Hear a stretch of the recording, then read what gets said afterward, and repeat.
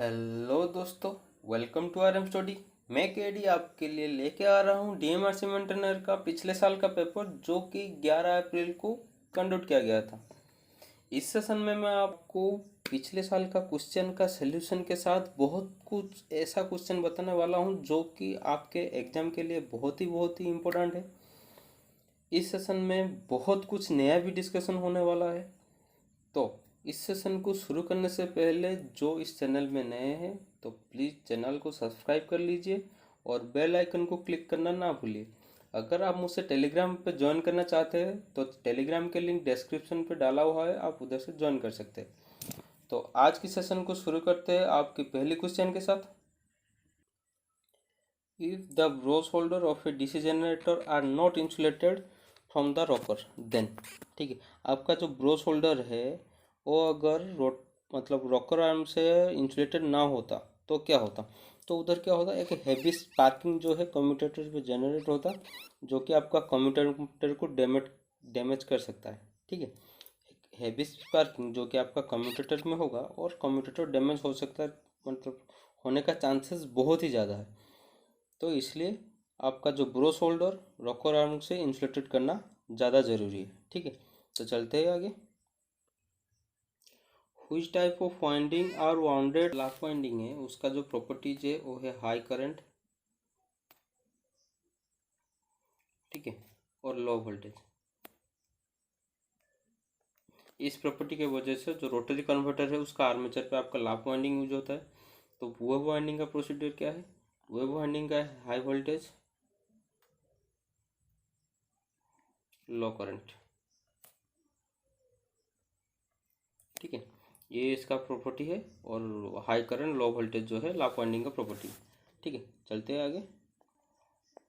In DC circuit the power is equal to the product of, ठीक है, इसको समझने से पहले आपको दो चीज़ पहले समझना चाहिए जो कि फंडामेंटल है डीसी सर्किट का, जो जिसमें से सारे का फार्मूला, मतलब जितना भी डीसी सर्किट में फार्मूला है उसमें से डेराइव हुआ है। एक है आपका वोल्टेज ट्रायंगल और एक है आपका पावर ट्रायंगल। ठीक है, ये वाला है आपका वोल्टेज ट्रायंगल, ये वाला है आपका power triangle. V I R इसमें रहेगा, इसमें पी वी आई रहेगा। ठीक है, अगर फॉर्मूला को डेराइव करेंगे आप तो कुछ इस तरह से आ जाएगा। वी का आ जाएगा इसमें आई आर, आई का आ जाएगा आपका V divide by R, R का आ जाएगा वी डिवाइड बाई आई, इसमें आ जाएगा P is equal to V into I, V is equal to P divide by I is equal to P by V. ठीक है, ये है फंडामेंटल फार्मूला है, इसमें से सारे फार्मूला जो है डेराइव हुआ है। ठीक है, तो इसमें से जो पूछा गया था आपको कि पावर का जो फार्मूला क्या है, देखिए वोल्टेज एंड करंट, ये देखिए ये वाला फार्मूला है। ठीक है, और पूछा गया, मतलब अगर पूछा होगा आपका कि वोल्टेज का फार्मूला क्या है, करंट एंड रेजिस्टेंस, देखिए ये वाला। ठीक है, तो इस तरह से आपको क्वेश्चन पूछता रहता है जो कि बहुत ही इंपॉर्टेंट है। तो ये चीज़ आप नोटबुक में नोट कर लीजिए जो कि आपका एग्जाम के लिए बहुत ही इंपॉर्टेंट होगा। तो चलते हैं आगे। The distance between the centre of the two adjacent pole of a similar machine, ठीक है, sorry, of a machine is called. ठीक है, तो दो जो एडजेसेंट पोल का है उसका बीच का जो डिस्टेंस को हम क्या बोलते हैं, तो इसको हम पोल पिच बोलते हैं। ठीक है, ये जो पोल पिच हम उसको बोलते हैं पोल पिच। ठीक, पोल पिच का दो फॉर्मूला है, एक के है आपका स्लॉट को लेकर, दूसरा है आपका कंडक्टर को लेकर। ठीक है, स्लॉट को लेकर जो फॉर्मूला है, number of slot divide by number of pole. ठीक है, और जो कंडक्टर को लेकर फॉर्मूला है, नंबर ऑफ कंडक्टर, ठीक है, divide by number of pole. ठीक है, दो फॉर्मूला है, सिर्फ एक ही डिफरेंस में जो ऊपर का है नंबर ऑफ, मतलब पोल पिच जो स्लॉट का, पोल पिच इन स्लॉट का जो फॉर्मूला है वो ऊपर आएगा नंबर ऑफ स्लॉट, और पोल पिच इन कंडक्टर आएगा नंबर ऑफ कंडक्टर, और नीचे वाला नंबर ऑफ पोल, इसमें नंबर ऑफ पोल दोनों सेम रहेगा। ठीक है, ये जो दो चीज़ है ना, ये वाला फॉर्मूला आ चुका है ऑलरेडी एग्जाम पे, तो ये चीज़ नोट कर लीजिए। तो चलते हैं आगे। Which of the following motor is not a self starting motor and required a prime mover to rotate the rotor. ठीक है, ये जो चार ऑप्शन में से कौन सा एक मोटर है जो कि नॉन सेल्फ स्टार्टिंग है और उसको रोटर को रोटेट करने के लिए आपको प्राइम मूवर की ज़रूरत होता है। ठीक है, इसमें जो है ये है सिंक्रोनस मोटर। सिंक्रोनस मोटर एक नॉन सेल्फ स्टार्टिंग मोटर है जो कि पहले भी डिस्कशन कर चुका हूँ आपके साथ, और इसका जो रोटर है उसको रोटेट करने के लिए आपको प्राइम मूवर का ज़रूरत है। ठीक है, और ये सिंक्रोनस मोटर जो है उसका स्टार्टिंग पर्पज के लिए दो मेथड है। एक है आपका डैम्पर वाइंडिंग,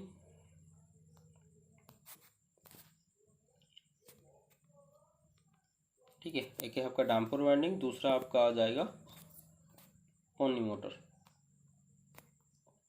ठीक है, जो पोनी मोटर है ना, ये एक स्मॉल इंडक्शन मोटर है जो ये दो चीज़ रिकॉर्ड करता है आपका सिंक्रोनस मोटर को स्टार्टिंग पर्पज के लिए। ठीक है, तो सिंक्रोनस मोटर एक कांस्टेंट स्पीड मोटर है और उसका जो स्पीड निकलने का फॉर्मूला है 120F/P। ठीक है, चलते हैं आगे। A transistor based circuit capable of increasing the amplitude or power in a input signal is called। ठीक है, एक ट्रांजिस्टर बेस्ड सर्किट जो कि आपका इनपुट सिग्नल को उसका एम्पलीट्यूड को इंक्रीज करता है। एम्पलीट्यूड मतलब आपका अगर लो एम्पलीट्यूड का सिग्नल है उसको हाई एम्पलीट्यूड में कन्वर्सन करेगा।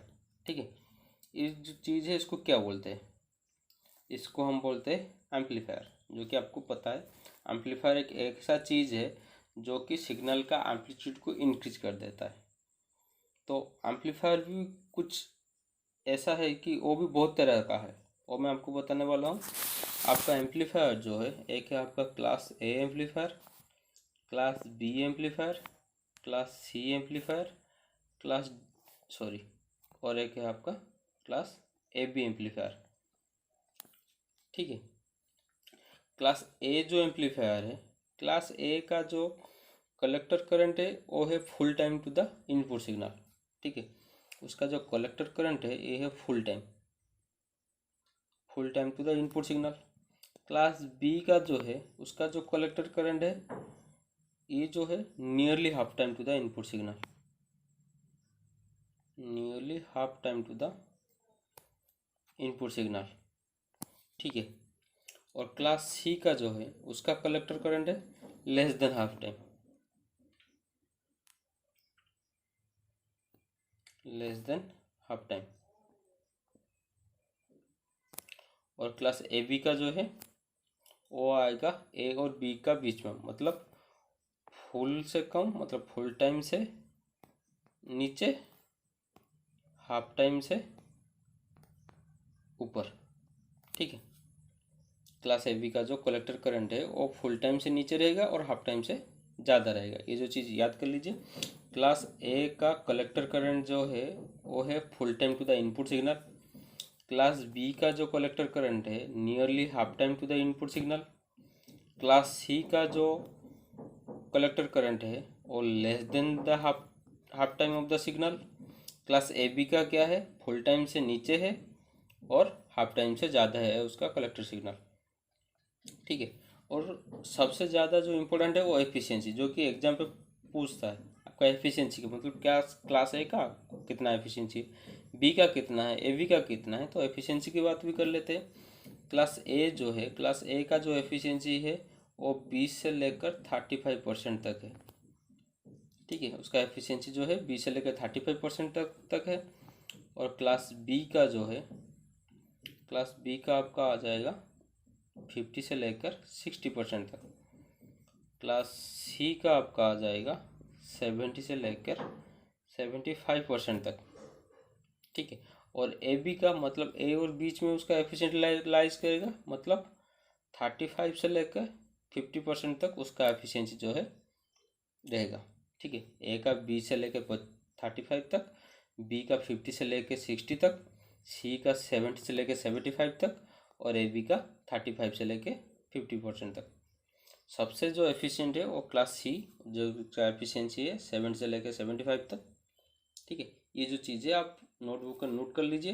तो देख सकते हैं 2-3 जो सेट अभी डिस्कशन किया हुआ है सब में इस तरह का क्वेश्चन आता है, तो आप इसको नोट कर लीजिए। चलते हैं आगे।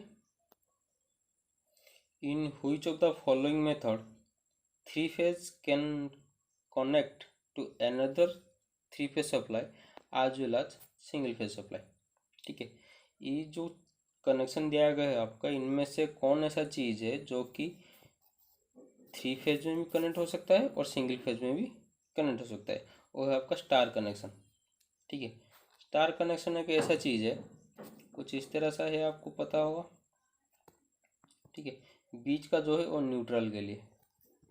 ठीक है, और तीनों फेज ऐसे है, उसको भी हम नेम कर ले तो RYB, कुछ इस तरह से आएगा उसका नेम।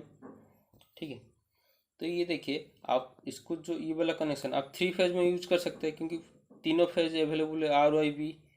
ठीक है, और सिंगल फेज में यूज करते हैं क्योंकि एक न्यूट्रल जो है हम अगर लोड लगाएंगे तो कुछ ए और न्यूट्रल को लेकर लगा सकते हैं, बी और न्यूट्रल को लेकर लगा सकते हैं, वाई और न्यूट्रल को लेकर लगा सकते हैं, और एक एक फेज का काउंटेबल हो जाएगा। मतलब सिंगल फेज में भी हम इसको यूज कर सकते हैं। दूसरा जो चीज़ है, इम्पोर्टेंट चीज़ जो एग्जाम पे आ चुका है वो बता रहा हूँ, वो है आपका आर्टिफिशियल न्यूट्रल। ये जो टर्म आप शायद सुने होंगे, आर्टिफिशियल जो न्यूट्रल इन चारों में से किस कनेक्शन में यूज होता है, ये एक इम्पोर्टेंट क्वेश्चन भी एग्जाम पे भी पूछा जा चुका है। आर्टिफिशियल जो न्यूट्रल है वो डेल्टा कनेक्शन में यूज होता है, कुछ इस तरह सा। डेल्टा कनेक्शन में तीनों फेज ऐसे। ठीक है, ये जो है R, ये है Y, ये है B। इनमें से अगर आपका आर्टिफिशियल न्यूट्रल कनेक्शन चाहिए तो क्या होगा, ये दो जो फेज है इनमें से एक रजिस्टर ऐसे कनेक्ट करके, ठीक है, इसमें से ऐसे ले जाएंगे न्यूट्रल पॉइंट। इसको हम आर्टिफिशियल न्यूट्रल कहते हैं, जो कि हम डेल्टा कनेक्शन में ज़्यादा यूज होता है। ठीक है, चलते हैं आगे। To control the speed of a DC sound motor, field winding is connected directly across the DC line and the armature is connected series with, मतलब किसके साथ सीरीज में कनेक्शन होता है, उसका फील्ड जो है वो डीसी के साथ डायरेक्टली कनेक्ट होगा। आर्मेचर किसके साथ कंट्रोल होगा, मतलब कनेक्ट होगा, वो है आपका थायरिस्टर जो एसीआर है। एसीआर का मतलब सिलिकॉन कंट्रोल रेक्टिफायर है, जो कि स्पीड कंट्रोल ऑपरेशन में डीसी साउंड मोटर में यूज होता है। ठीक है, और तीनों मेथड है स्पीड कंट्रोल का, और एक है आपका field control method, field control method, और ये आपका आर्मेचर कंट्रोल मेथड। ठीक है, और ये आपका वोल्टेज कंट्रोल मेथड। ठीक है, इन तीनों में से जो फील्ड कंट्रोल मेथड है वो सबसे ज़्यादा एफिशिएंट है, क्योंकि जो फील्ड कंट्रोल मेथड है आपको अबव द नॉर्मल स्पीड को दे सकता है। ठीक है, इसलिए जो फील्ड कंट्रोल मेथड सबसे यूजफुल है। और इसमें से क्वेश्चन अगर आएगा तो ऐसा पूछेगा कि इन तीनों में ऑप्शन में से कौन सा एक ऑप्शन है जो कि अबव द नॉर्मल स्पीड दे सकता है, वो है आपका फील्ड कंट्रोल मेथड। तो चलते हैं इसके साथ आगे। Accident generally occur due to which of the following factor. ठीक है, इनमें से जो एक्सीडेंट होगा तो कौन सा फैक्टर के लिए, वो है आपका फॉल्ट मशीन। मगर आप फॉल्टी मशीन आप यूज करते हैं तो इसमें से क्या होगा, एक्सीडेंट होने का चांसेस जो है वो बहुत ज़्यादा बढ़ जाता है। क्योंकि फॉल्टी मशीन में क्या होता है, अगर आपका वाइंडिंग और बॉडी के बीच में मतलब इंसुलेशन वीक हो जाएगा और वाइंडिंग जो है वो बॉडी के साथ टच में आ जाएगा, तो क्या होगा, आप अगर मशीन को बॉडी को टच करेंगे तो आपको शक लग सकता है, सीवियर भी हो सकता है। ठीक है, तो फॉल्टी मशीन की कॉज से आपका एक्सीडेंट का चांसेस बहुत ज़्यादा है। तो आपका आंसर है ये फॉल्ट ऑफ द मशीन। तो इसके साथ चलते हैं आगे। The generator generate voltage and it required mechanical power where the motor develop. ठीक है, जनरेटर जो है वो वोल्टेज जनरेट करता है, और वो जो रिक्वायर्ड करता है मैकेनिकल पावर, वो मोटर में कहाँ से डेवलप होता है, वो है जो डेवलप होता है वो है आपका टॉर्क। टॉर्क क्या है, टॉर्क है turning and twisting moment of the force, turning and twisting moment of force को हम टॉर्क बोलते हैं। ठीक है, टॉर्क जो है उसका जो बेस फॉर्मूला है, torque is directly proportional to phi I A. ये जो चीज़ें वेरी करता है आपका सीरीज में और साउंड में। वेरी कैसे करेगा, मतलब सीरीज में जो फ्लक्स है, फ्लक्स क्या है ना, सीरीज में आपको तो पता होगा करंट सम है, मतलब फील्ड करंट, आर्मेचर करंट और लोड करंट वो तीनों सेम है। तो इसमें से क्या हो जाएगा ना, फ्लक्स जो है वो डिपेंड करेगा करंट के ऊपर। तो इसमें क्या हो जाएगा, टॉर्क इज डायरेक्टली प्रोपोर्शनल को आई स्क्वायर के साथ सीरीज में। शॉर्ट में क्या हो जाएगा, उसमें शॉर्ट का जो फ्लक्स है वो कांस्टेंट है, तो कांस्टेंट का मतलब क्या है, उधर हो जाएगा torque is directly proportional to I A के साथ। ठीक है, ये जो चीज़ है आप याद कर लीजिए। तो चलते हैं आगे। Commutation is the change in current that take place in armature which when passing through the influence of. ठीक है, आपका जो कम्यूटेशन प्रोसेस है वो कैसे होता है ना, one pole to the next pole. ये कैसे मैं आपको समझा दे रहा हूँ, कुछ इस तरह सा है कम्यूटेशन प्रोसेस, जो कि आपका ये वाला देख सकते हैं, ये है आर्मेचर का स्लॉट। ठीक है, ये है आपका ब्रोस पोजीशन, इस स्लॉट में है आपका ब्रोस पोजीशन। ये जब मूवमेंट करेगा एक स्लॉट से दूसरे स्लॉट, तो क्या होगा ना, इधर एक स्पार्किंग जनरेट होगा। एक दूसरा फिगर बता रहा हूँ, आप उसको भी देख सकते हैं, ये वाला ब्रोस है आपका। ठीक है, तो दूसरा भी एक स्लॉट ये वाला है आपका आर्मेचर का स्लॉट। ब्रोस का पोजीशन अब इस तरह से यहाँ होगा। ठीक है, जब ये वाला स्लॉट से ये वाला स्लॉट को आपका ब्रोस मूव करेगा, तो इधर क्या होगा, एक स्पार्किंग जनरेट होगा। ठीक है, ये जो स्पार्किंग जनरेट है उसको हम कम्यूटेशन बोलते हैं। तो कम्यूटेशन इफेक्ट को रिड्यूस करने के लिए हम क्या यूज करते हैं, कम्यूटेशन इफेक्ट को रिड्यूस करने के लिए हम इंटरपोल यूज करते हैं। ठीक है, इंटरपोल यूज करते हैं कम्यूटेशन इफेक्ट को रिड्यूस करने के लिए। आर्मेचर रिएक्शन है, आर्मेचर रिएक्शन को रिड्यूस करने के लिए हम यूज करते हैं कंपनसेटिंग वाइंडिंग। ठीक है, ये जो चीज़ें आप याद कर लीजिए, एग्जाम पे पूछता है बार बार। तो चलते हैं आगे। हुई generator type is used for arc welding, arc lighting आज जो बूस्टर इन इलेक्ट्रिक डिस्ट्रीब्यूशन सिस्टम। ठीक है, ये जो है आपका सीरीज जनरेटर। सीरीज जनरेटर जो है इस सारे चीज़ में यूज होता है। एक इसमें से जो चीज़ है ये बूस्टर, बूस्टर एक इम्पोर्टेंट चीज़ है। कहाँ यूज होता है ना, डिस्ट्रीब्यूशन सिस्टम में आपका जो ड्रॉपेज वोल्टेज है उसको मिनिमाइज करने के लिए आप बूस्टर यूज होता है। और एक तरह से बोल सकते हो, मतलब आपका प्रैक्टिकल पर्पज जहाँ देखे होंगे, ट्रेन पे जाने के वक्त एक एक देखे होंगे पोल में एक छोटा सा इसके ट्रांसफार्मर के वैसा हुआ, जिसमें एक ही स्टड आया हुआ, वो कनेक्ट होगा आपका ट्रेन के लाइन के साथ। ठीक है, ये जो चीज़ है इसको हम बूस्टर बोलते हैं, जो कि आपका जो ड्रॉपेज वोल्टेज को मिनिमाइज करता है, कांस्टेंट वोल्टेज आउटपुट देता है। ठीक है, चलते हैं आगे। In which of the following winding the back pitch and the front pitch differ by the two conductor only. ठीक है, ये जो चीज़ है आपका लाफ वाइंडिंग, लाफ वाइंडिंग का जो फॉर्मूला है मैं आपको बता दे रहा हूँ, वो है आपका Y B is equal to Y F plus और माइनस टू। ठीक है, प्लस जो चीज़ है, प्लस यूज होता है आपका प्रोग्रेसिव वाइंडिंग के लिए, प्रोग्रेसिव वाइंडिंग के लिए, और माइनस जो यूज होता है आपका रेट्रोग्रेसिव वाइंडिंग के लिए। ठीक है, प्लस यूज होता है आपका प्रोग्रेसिव वाइंडिंग के लिए, माइनस यूज होता है रेट्रोग्रेसिव वाइंडिंग के लिए। लाफ वाइंडिंग जो है वो है हाई करंट लो वोल्टेज की प्रोपोज में यूज होता है। वेव वाइंडिंग जो है हाई वोल्टेज लो करंट में यूज होता है। ठीक है, सिंप्लेक्स वाइंडिंग क्या है, एक ही स्लॉट में आपका एक कंडक्टर आएगा। डुप्लेक्स वाइंडिंग क्या है, एक स्लॉट में आपका दो कंडक्टर आएगा। ये जो चीज़ है बहुत ही इंपॉर्टेंट है, एग्जाम पे भी बार बार पूछा जा चुका है। ये चीज़ को आप बुक में से अच्छे तरह से फॉलो कर लीजिए। ठीक है, तो चलते हैं आगे। Which of the following motor is used to power house and the substation parallel to the bus bar improve the power factor। ठीक है, पावर हाउसेस एंड सबस्टेशन में कौन सा जो चीज़ है parallel to the bus bar use होता है, जो कि पावर फैक्टर को इम्प्रूव करता है, वो है आपका सिंक्रोनस मोटर। क्योंकि पावर फैक्टर इम्प्रूवेशन के लिए दो ही चीज़ है, एक चीज़ है आपका कैपेसिटर बैंक। ठीक है, दूसरा जो चीज़ है आपका सिंक्रोनस मोटर। ठीक है, तो आपका ऑप्शन में सिंक्रोनस मोटर दिया गया, तो ये है आपका आंसर। चलते हैं आगे। The maximum amount of current which can flow through the rectifier is called. ठीक है, तो सबसे ज़्यादा अमाउंट का जो रेक्टिफायर के थ्रू से करंट फ्लो करता है उसको बोलते हैं पिक प्लेट करंट, जो कि मैक्सिमम अमाउंट फ्लो होता है रेक्टिफायर के थ्रू से। तो इसमें से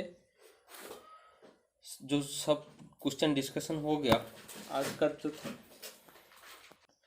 तो आज का जो ये सेशन था ये आपका लास्ट सेशन था। जो डीएमआरसी मेंटेनर का 75 का क्वेश्चन ये डिस्कस हो गया। इनमें से जो भी डाउट रहा आप मुझे कमेंट सेक्शन में बता सकते हैं। बहुत सारे भी ऐसे हैं कि आप सुनते रहते होंगे कि अब तो डीएमआरसी का एग्ज़ाम नहीं है तो क्यों हम डीएमआरसी का सेट को प्रैक्टिस करेंगे। तो एक चीज़ याद कर लेना कि डीएमआरसी और एलएमआरसी डीआरडीओ वो कुछ इस तरह से नहीं है कि अलग अलग स्पेसिफाइड क्वेश्चन आएगा। टेक्निकल क्वेश्चन मतलब टेक्निकल क्वेश्चन ही आएगा। वो चाहे डीएमआरसी हो सकता है, एलएमआरसी हो सकता है, डीआरडीओ हो सकता है।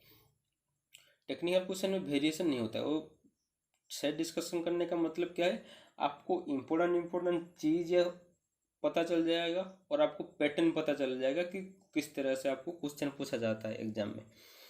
और एक चीज़ याद करिए, डीएमआरसी मेंटेनर का जो पेपर है मेरे हिसाब से तो एक मतलब एक फेज के दूसरे फेज के क्वेश्चन वो बहुत ही डिफिकल्ट करता रहता है।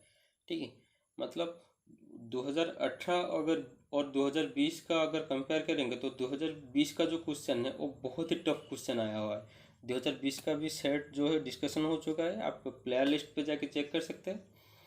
ठीक, और सबसे जो इम्पोर्टेंट है, एग्जाम के प्रिपरेशन 2 या 4 दिन से नहीं होता है।